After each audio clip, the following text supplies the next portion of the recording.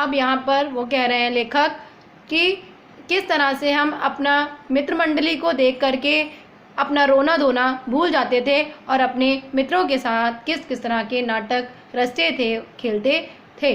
बाहर आते ही हमारी बाट जोहने वाला बालकों का एक झुंड मिल जाता था।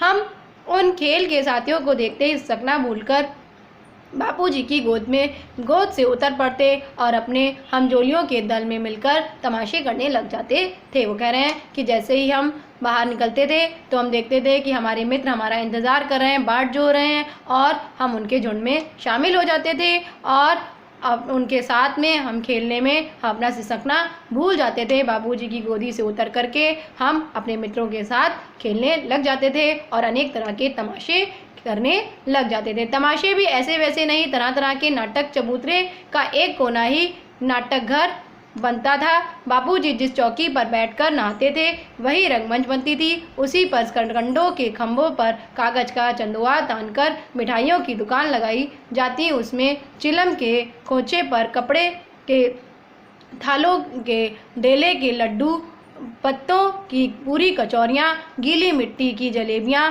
फूटे घड़े के टुकड़े के बताशे आदि मिठाइयाँ सजाई जाती।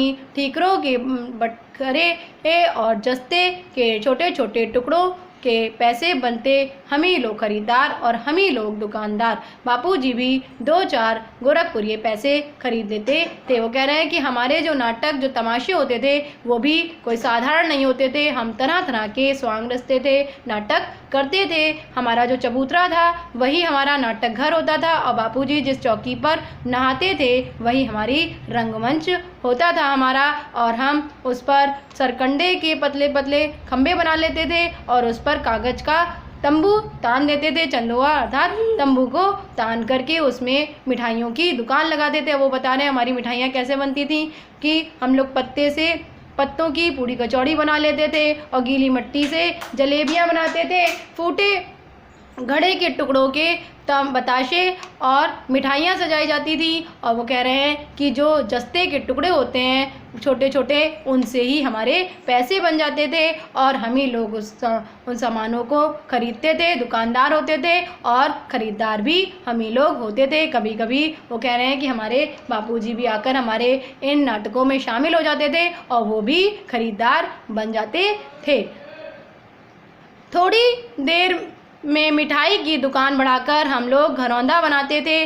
फिर वो कह रहे हैं कि थोड़ी देर में हम लोग अपनी मिठाई की दुकान को बंद करके छोटे छोटे घरौंदे बनाते थे। धूल की मेट दीवारें बनती और तिनकों का छप्पर, दातून के खंभे, दिया सलाई की पेटियों के किवाड़, घड़े के मुढ़े की चूल्हे चक्की, दिए की कढ़ाई और बापूजी की पूजा वाली आचमनी कलछली बनती थी। वो कह रहे हैं कि अब हमारे घर कैसे बनते थे, उसमें कैसे कैसे हम लोग सामान इकट्ठा करते थे। वो कह रहे हैं तिनकों से हम छप्पर बना लेते थे। धूल की जो मेड़ होती थी वो हमारी दीवारें होती थी घरों की, और जो हम जिससे दातून करते थे वो हमारे खंबे बन जाते थे उसमें, और जो दिया सलाई माचिस की तीलियाँ होती हैं वो किवाड़ हो जाती। वो दिया सलाई की जो पेटियाँ होती थी, जो मतलब दिया सलाई की डिब्बी होती है, वो उनके दरवाजे बन जाते थे, उससे बनाते थे हम। और घड़े की जो